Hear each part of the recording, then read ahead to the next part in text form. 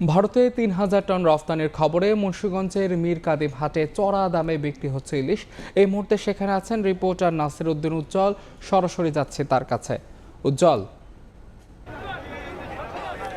ভারতে ইলিশ রপ্তানির খবরে কিন্তু ইলিশের যে বাজার সেটি কিন্তু আগুন অবস্থা, এবং এখানকার যে ইলিশ এর বিক্রেতা যারা রয়েছেন, আড়তদার রয়েছেন, তারা বলছেন যে ৩,০০০ মেট্রিক টন ইলিশ যে রপ্তানি হবে পূজার আগে, সেই কারণে কিন্তু মোকাম থেকে যেখান থেকে তাদের ইলিশ আসে সেখানে কিন্তু কেজিতে সব ধরনের ইলিশের দাম বেড়েছে। তারা বলছেন যে একদিনের ব্যবধানে গেলকাল যে ইলিশ 1 কেজি ওজনে সেটি ১৫৫০ টাকা পর্যন্ত বিক্রি হয়েছে, সেটি কিন্তু আজকে ১৭০০ টাকা পর্যন্ত অবস্থা। এবং ভোরে এক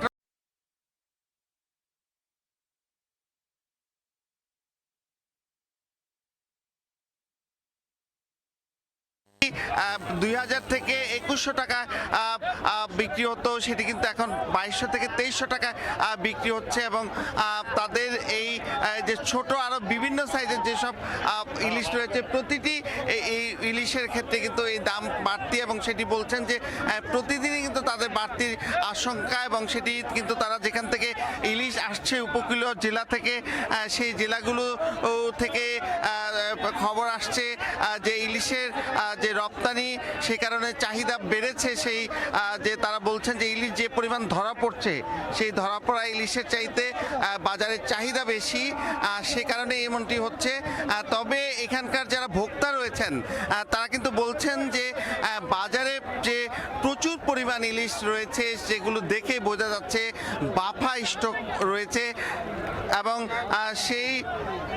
সেই ইলিশের এত সরবরাহ থাকা সত্ত্বেও যে দাম বাড়ানো হচ্ছে, সেটি কিন্তু সিন্ডিকেটের কারসাজি। এবং তারা বলছেন যে এই ইলিশের যে দাম বৃদ্ধির যে কারণ, সেগুলো রপ্তানি হলেও কিন্তু প্রচুর ইলিশ রয়েছে। এবং অনেকে বলছেন যে এই যে ভরা মৌসুম, যে জুলাই থেকে সেপ্টেম্বর পর্যন্ত প্রচুর ইলিশ কিন্তু ধরা পড়ে, এবং সেই ইলিশগুলো কিন্তু নানাভাবে তারা হিমাগারে বা বরফ দিয়ে সেগুলো মজুত করা হয়।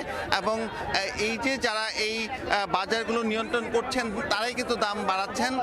তবে এই পদ্মা অববাহিকায় যে প্রচুর ইলিশ আগে ধরা পড়তো, সেটি কিন্তু গেল কয়েক বছর ধরা পড়ছে না। তারা বলছেন যে বালু লুটপাটের কারণে, এবং যে ইলিশ যেদিকে যাতায়াত করে সেই ভোলা দিয়ে যে উপকূল থেকে পদ্মায় উঠে, সেই সব পথে পথে কিন্তু নানা রকম বাধা রয়েছে, কারেন্ট জালের যে নদী ভর্তি অবস্থা, এইসব কারণে কিন্তু পদ্মায় ইলিশ তেমন ধরা পড়ছে না।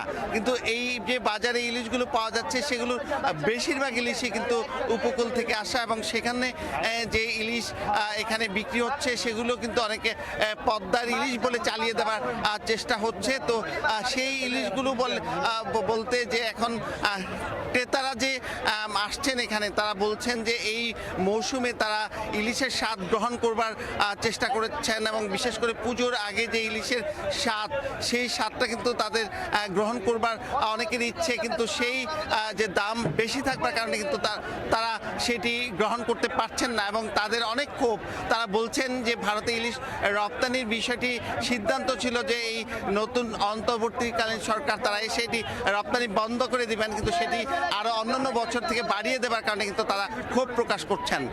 তবে আবার যারা নাকি বিক্রেতা, তারা বলছেন যে তাদের এই যে ইলিশ রপ্তানির বিষয়গুলো চ্যালেঞ্জ থাকা সত্ত্বেও তারা চেষ্টা করছেন বাজারে ইলিশ সরবরাহ মাধ্যমে বেচা কিনা স্বাভাবিক রাখতে। তো এই ছিল আমার কাছে মুন্সিগঞ্জ থেকে ইলিশের সবশেষ খবর। সরাসরি যুক্ত ছিলাম মুন্সিগঞ্জে, জানছিলাম ইলিশের বাজারের সবশেষ খবর।